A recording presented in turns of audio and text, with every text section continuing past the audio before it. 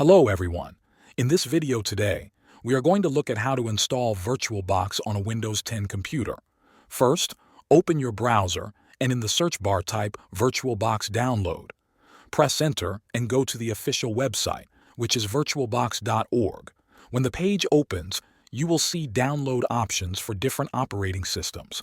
Because we are using Windows 10, we will choose the option that says Windows Host. Click on the Windows Host and the installer will begin downloading. Once the download is finished, minimize the browser and open your Downloads folder.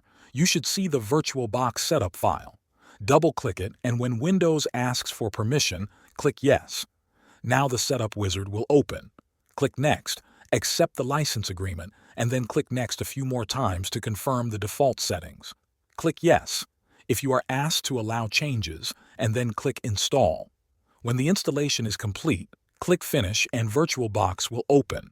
To create a virtual machine, you will need an ISO image file. Once you have your ISO ready, click on New or go to the Machine menu and choose New. Enter a name for your virtual machine, for example, Linux. Then select the folder where you want the virtual machine files to be stored. Choose your ISO image and select the operating system type and version. Click Next and follow the on-screen instructions. And that's it. This is how you install VirtualBox version 7 and create your first virtual machine. Thanks for watching.